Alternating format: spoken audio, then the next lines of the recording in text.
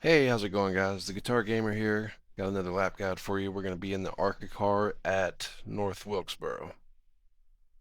So we're going to start out here on so this was in a normal race session. So, and that's not the time. Yeah, no, that's not the time right there. I ended up doing better than that.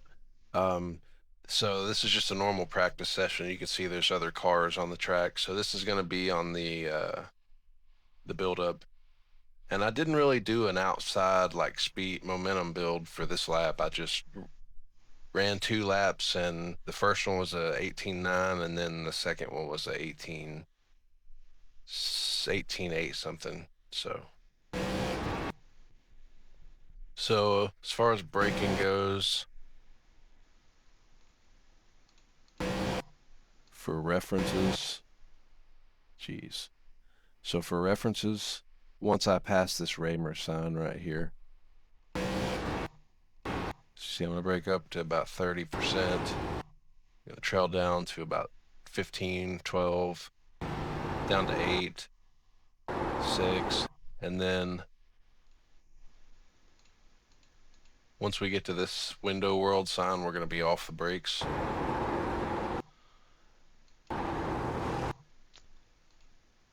And then we're going to start to build the throttle up at this mechanics wear sign right here. So we're going to go up to 63. And then once I get about a car length from this first line, I start building up to 100. I try to keep my hands uh, pretty loose on the wheel just to allow the car to adjust over this bump here so it doesn't spin out. So you can see there, I had to back off just a little bit and then back up to 100 by the time I get to the second line.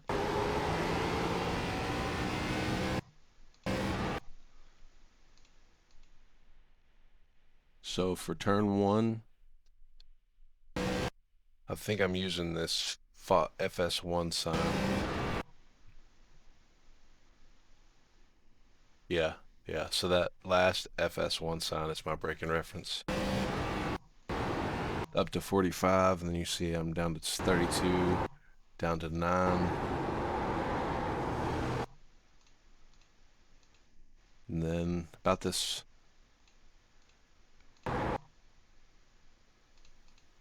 tire mark here before the window world sign, I'm going to be trailed off the brakes by that point. And then just like the other side, window world, we're going to start on the throttle up to about 60, 70. So up to about 70. And then once you pass this Cup Series sign, you're going to go to 100.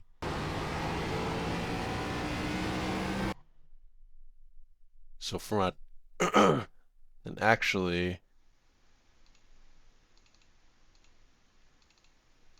so for my turn in, I started at about this Coke sign here. I'm starting to prepare my entry. And you can see we're kind of riding this first line of dashes here. And then we're going to come up and do a bit of a diamond. Shallow diamond. Pretty shallow diamond, but a diamond nonetheless.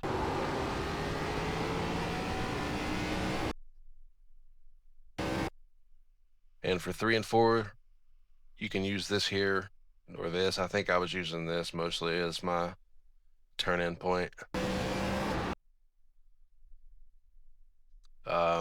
As far as braking references, you've got the yellow cone here. That's going to be my braking reference for 3 and 4. So this time, now that this is the actual lap, we're up to 44%. Down to 17. And we hold that for a minute, and then we're off at the window world sign. And then we're automatically going to start going up on the throttle. So 30, and then about the mechanic sign once again, we're going to be up to about 70. Going to go through that first line, and then about a car length from the second line, we're going to be at 100%. You can see there I got a little loose. That's why I was pointing out it's important because you have kind of a crest right here.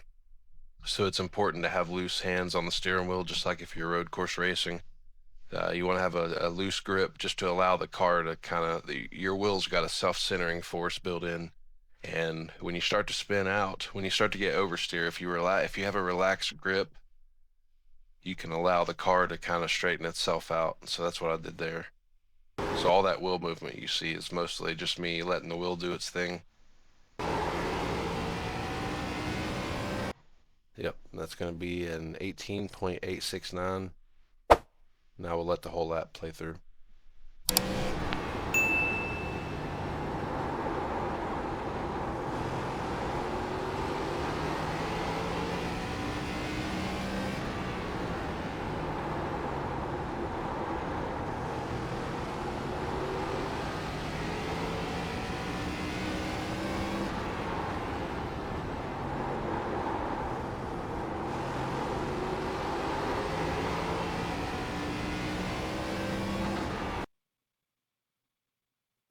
All right, and one more thing I didn't mention actually is on 3 and 4 you're gonna hug the white line.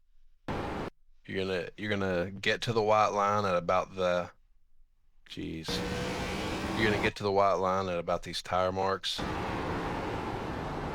then you're gonna hold it to the line, and then at this first line here you're gonna kind of come through here like that. Yep. So there you go. Hopefully this helps. If you have any questions, just let me know. The setup, it's not gonna let me show it, but the brake bias is 60 or no 59. The ratio is 14 and the offset is plus 4. So all right, thanks for watching. You guys have a good one.